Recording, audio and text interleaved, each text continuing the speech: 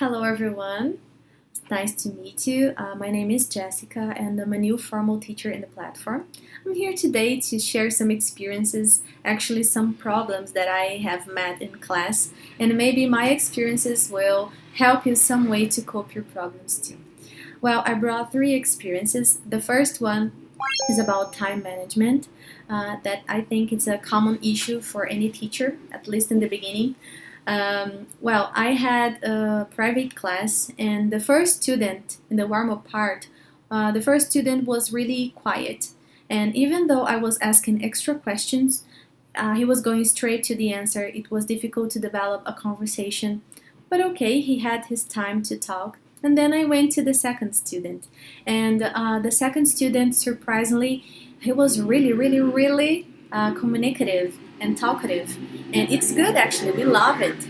But he was sharing every detail of his life and sharing his opinion. He was so excited with that moment.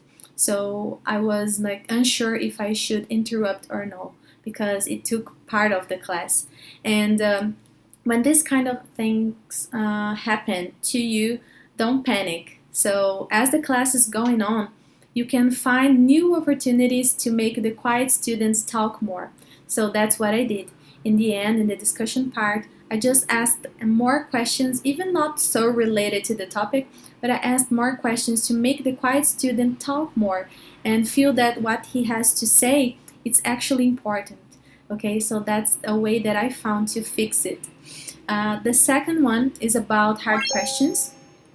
Sometimes it happens and maybe it makes us feel lose confidence, and I was in a private class, and the student came to me in the end, and she asked me about a pronunciation of a specific word. And she said, well, teacher, I see you are pronouncing this way, but I have heard people pronouncing in another way. So what is the correct one? Are you sure there is no other meaning of this word, and etc. So at that moment, I was kind of unsure and not so confident. But you need to remember that you know what you're doing. So just be confident and make them feel that it's also okay to ask any kind of question. And I told her, well, I don't remember this kind of pronunciation. I have never heard about it, but I'm gonna research about it. And but make sure in the context that you are teaching at the moment, make sure to explain to the student the correct meaning of the word and also the correct pronunciation. So I told her, well, in this context, the correct pronunciation is this one. Is that okay? Don't forget it. And she was like, yeah, okay. So she felt it was okay to ask, and I also answered her being more firm. So that was a second situation. And the third situation was about the pronunciation, difficulties to pronounce words or sounds.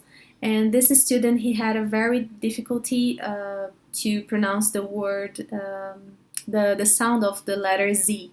So for him, it was almost impossible to pronounce Z, like Z. And I tried many ways. I was even trying to make him place his tongue and teeth in the correct place and make the sound, but it didn't work and he couldn't make it. So what I did was I told him, when you go to sleep and there is this noise the mosquito is doing around your ears, and it's doing like zzz, and it's so annoying, you just want to kill this mosquito. And he was like, yeah, I know this sound. And I was like, yeah, so it's similar. Do you want to try it?